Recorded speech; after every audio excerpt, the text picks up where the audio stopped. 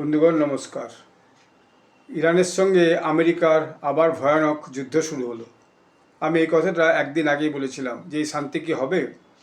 ইরানের আইআরজিসি গতকাল strait of Hormuz দিয়ে পারাপার করছিল, 3টা জাহাজের উপরে তারা আক্রমণ করে।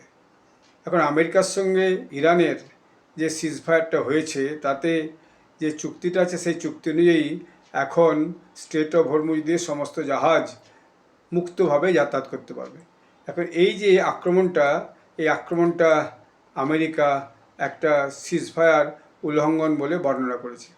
এরপর আমেরিকা সেন্টকম তারা ইরানের যে দক্ষিণ প্রান্ত সেই দক্ষিণ প্রান্তে ব্যাপক ড্রোন এবং বম বর্ষণ করেছে। 80টা জায়গায় বম বর্ষণ করেছে আমেরিকা।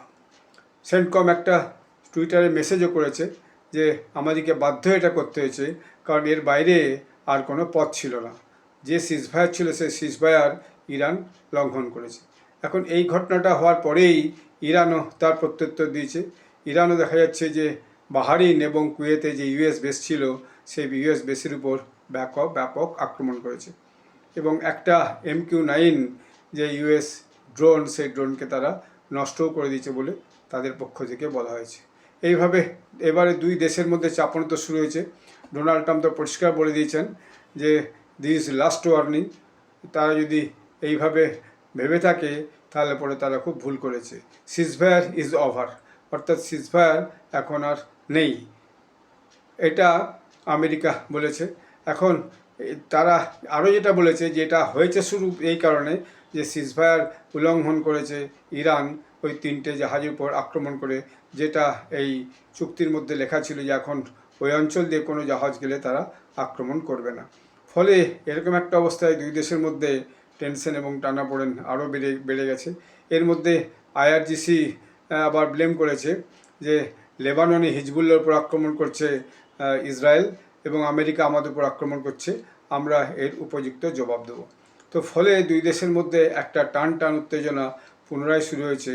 আবার যুদ্ধটা আগামী দিনে খুব বড় আকার নেবে, এসকালেট করবে বলে সবাই অনুমান করছে, আমারও তাই মনে হচ্ছে। এখন ইরান যে থ্রেটটা করেছে ইউএস সেটাকেও হালকাভাবে নিচ্ছে না। ইউএসও তার ব্যাপক প্রস্তুতি শুরু করেছে এবং আগামী দিনে এই যুদ্ধ যে আরও দীর্ঘস্থায়ী হতে চলেছে সেটা বলাই যায়, কারণ এই যুদ্ধ এইভাবে থামার কোনো লক্ষণ দেখা যাচ্ছে না।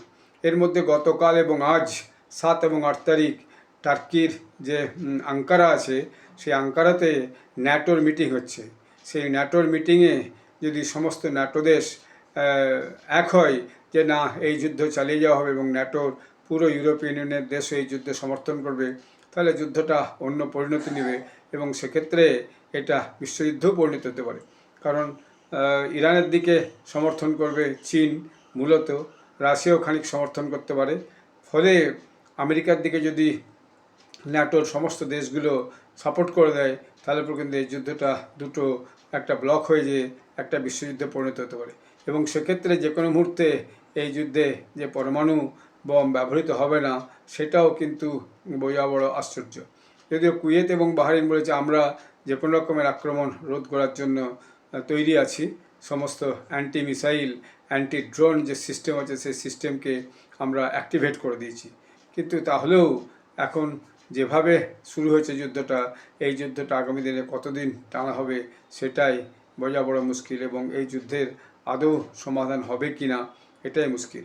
ইরানের সুপ্রিম লিডারের যে ফুনারাল প্রসেশন সেটা লক্ষ লক্ষ লোকের উপস্থিতিতে চলছে, সেটা সম্ভবত ইরাকে যে পৌঁছাবে।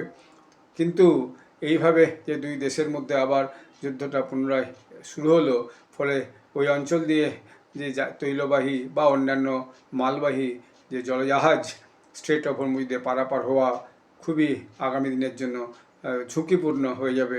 ফলে আবার বিশ্ববাজারে তেলের আকাল, জিনিসপত্রের দাম বাড়া এসব কিন্তু শুরু হবে। এর ফলটা খুবই আগামী দিনে খারাপ হবে। আসলে এর পিছনে কারণ মনে হচ্ছে আইআরজিসি তাদের যে নেতৃত্ব সেই নেতৃত্ব কিন্তু আর যে রাজনৈতিক নেতৃত্ব তাদের কথা সম্ভবত শুনছে না। একসঙ্গে বহুগুলো গ্রুপ হয়ে গেছে, কে কার কথা শুনবে সেটাকে নিয়েই এখন বড় টানাপোড়েন চলছে। একদল হয়তো ভাবছে সিজফায়ার সই করে দিয়েছে তো সিজফায়ার থাকবে, অন্য দল ভাবছে এই সিজফায়ারে আমাদের মত নেই, তখন তারা এই জাতীয় আক্রমণগুলো করছে। ফলে দ্বিধাবিক্ত যে প্রশাসন এবং মিলিটারি, তার এই দ্বন্দ্বের কারণে সম্মত এটা হচ্ছে। আমেরিকা যে আগামী দিনে এই জাতীয় কোনো কাজ বরদাস্ত করবে না, সেটা আমেরিকা পরিষ্কার করে বলেই দিয়েছে, এবং ন্যাটোও সেটা বলে দিয়েছে।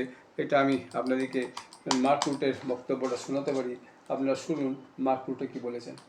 Well, I think it was absolutely necessary because when you have a ceasefire and Iran is basically violating the ceasefire, we see what happened yesterday with ships being attacked.